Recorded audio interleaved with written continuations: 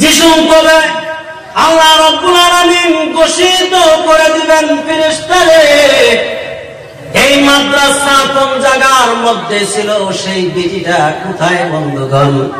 ওই টাইমের মধ্যে এই পুরনগর মাদ্রাসার বেটিটা সাগরের ফেনার মতন ওই টাইমের মধ্যে হাজির হয়ে যাবে। সুবহানাল্লাহ। ওই টাইমের মধ্যে বেটিটাকে বলবে, তোমাকে নির্মাণ কে করেছিল, কারা আদর্শ করেছিল, যারা স্থাপিত করেছিল, প্রতিষ্ঠাপক যারা ছিল, তারা আজকে কোথায়? তাদেরকে তোমার ভিতরে নিয়ে তুমি দ্রুতগামী একটা তেজ রফতার রাজধানী এক্সপ্রেসের মতন তুমি জান্নাতে চলে যাও। বিনি বলবেন, না না না, খালি পুরনগরের মানুষ আমাকে দেয় নাই। ও আল্লাহ, পুরনগর মানুষে আমাকে দেয় নাই। কর্মজানলবাড়ি 2 নম্বরে ঘাট, কুন্দি, নলঙ্গা, পাহাড়তলি, নলঙ্গা, কর্মজা, জয়পুর, অত এলাকার মানুষে দিছি। ওই টাইমের মধ্যে এই মাদ্রাসার বিটিরা বলবেন, আল্লাহ বলবেন, বিটি রে তুমি কি সেই মানুষগুলাকে চেনো? হাসরের ময়দানে ওই বিটি বলবেন, আল্লাহ অনুমতি দিলে আমার বুকে সব আসবে। আল্লাহ বলবেন, যাও, তোমাকে অনুমতি দিয়ে দিলাম। বন্ধুগণ, বঙ্গাইগাঁও ট্রেন স্টেশন, আমাদের মাকড়ি ট্রেন স্টেশন, গোয়ালপাড়াতে রাজধানী এক্সপ্রেস রাখার একটা স্টেশন আছে কি নাই? মাকড়ির মধ্যে রাজধানী রাখবে না, আমরা নিউ বঙ্গাইগাঁও রাখবে, নিউ জলপাইগুড়ি রাখবে। বন্ধুগণ, এই রাজধানীর মতন এক্সপ্রেসের মতন ওই জায়গার মধ্যে মাদ্রাসার বেটিটা থাকবে।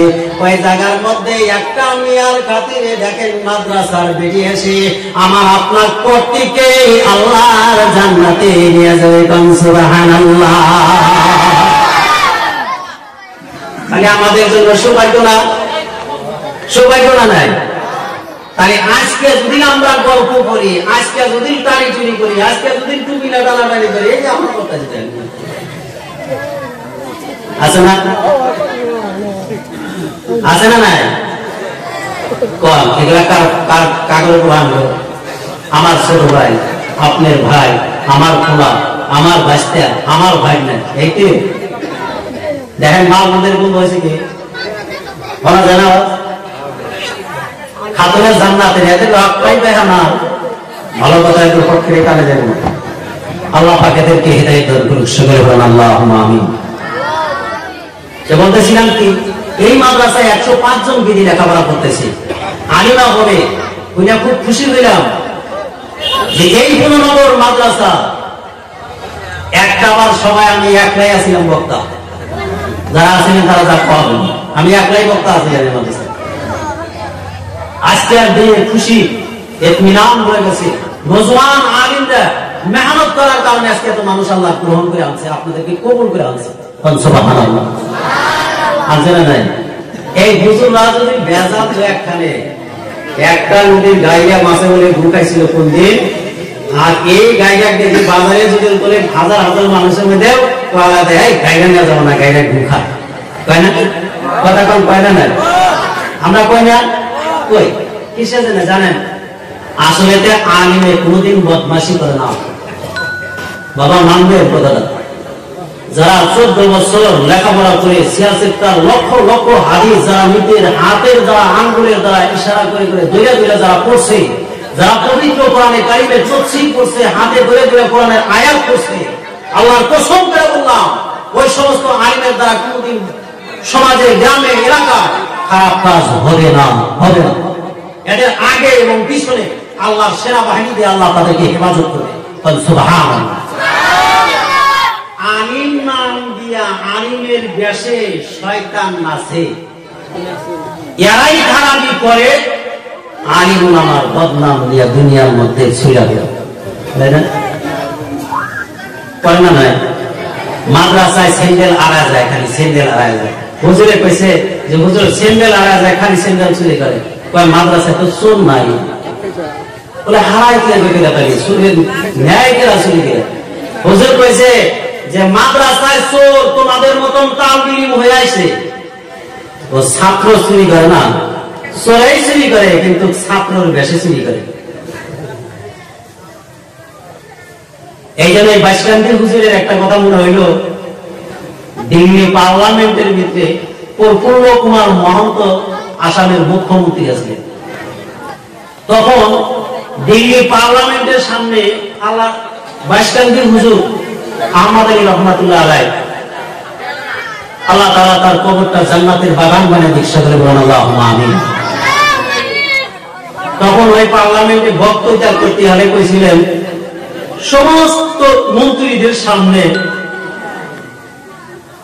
চিফ গেস্টের সামনে, বড় বড় লিডারদের সামনে কইছিল যে ইংরেজ তো দূরের কথা, পৃথিবীর জন্ম থেকে নিয়ে শেষ পর্যন্ত কোন মানুষ জন্ম নেয় নাই নিব না যে ইসলামকে দুনিয়া থেকে মিশা দিন। আল্লাহ বলি মানুষ তো যা যা করে কান্দা শহীদ পানি দেওয়া বুক মিশা হারিসার পোহার না। হুজুর অনেক টাইম কান্নার পরে আফসোস করে বলছেন, दुनिया में इस्लाम को मिटाने वाला कोई है ये नहीं, अगर होगा भी नहीं। लेकिन अफसोस एक बात यह है कि हम जैसे मुसलमान, हम ही हमारे धर्म को, हम ही हमारे इस्लाम को बर्बाद कर देंगे। পৃথিবীর কোন শক্তি ইসলামকে নিষ্পাদিত করার ক্ষমতা নেয় নাই, পায় নাই, আর আগন্ত দিনে পাবে না ইনশাআল্লাহ। আফসোস একটাই কথা, আমরা নিজেরাই নিজেদের ইসলাম, নিজেদের ধর্ম নিজেরাই ধ্বংসর পথে পতিত করতেছি, নিজেরাই পথভ্রষ্ট হতেছি, নিজেরাই ধর্ম ছেড়ে দিচ্ছি, ধর্ম মানি। আজকে বয়স হয়েছে না, কথা কম হয়েছে না, হয়েছে। তাহলে আমরা করে ধর্ম, আজকে এই মাদ্রাসাটা একটা কথা বেশি, এই মাদ্রাসাটা বিশেষ কোন কারণ বসাতে যদি কোন কেউ কোন শাসনের পক্ষ থেকেও যদি আয়সা কেউ ভাঙ্গার জন্য ইচ্ছা করে, স্লোগান করে আমরা নারে থাকবে পারি চাহে না পারি, মাদ্রাসার একটা বেড়া রাখবো, ইমান আমাদের পর্যায়ে ছিঁড়ে যাবো, বই পেয়ে চিৎকুর পাবো পাগলের মতো, পারে না না হাস দোয়া। আপনি ওইদিকে দেখছেন না, মসজিদ একটা ভাঙতেছে, ঈদগাহ একটা ভাঙতেছে, ঈদগাহে জিসিবি লাগাইছে, বুলডোজার লাগাইছে, আর ঈদগাহ যে ইমাম ওই জায়গার মানুষ ঘোরাইয়া ঘোরাইয়া কামতেছে। কিসের জন্য? কিসের মহব্বতে কামছে? একটা পাকা ঘর, এরকম পাকা ঘর 3টা 4টা বানানো যাবে, বানানো যাবে কিন্তু মহব্বতটা বেশি। 80 হওয়ার কারণে মাসুকের অবস্থা দেখে সহ্য করা যায় না।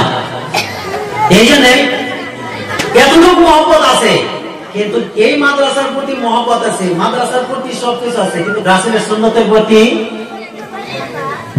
মহব্বত নাই না। আজকে ঠিক আছে, আমরা আল্লাহ এবং রাসূলের তরিকায় বাকি জিন্দেগিটা আল্লাহ তাআলা যেন আমাদের সবাইকে সুন্নত মোতাবেক আমল করার জন্য তৌফিক দান করে। সকলে বলুন আল্লাহুম্মা আমিন। দুনিয়া বলো দুনিয়া সরো, করো খিদমত দিন কি,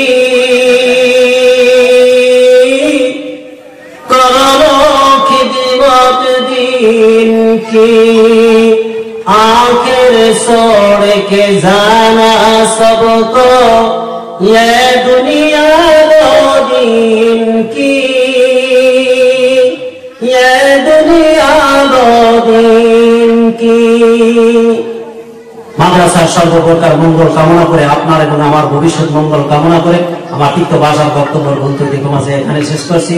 ওয়া আখিরু দাওয়ানা আলহামদুলিল্লাহি রাব্বিল আলামিন। আসসালামু আলাইকুম ওয়া রাহমাতুল্লাহি ওয়া বারাকাতুহু। Hey there. Subscribe to my channel and also press this bell icon.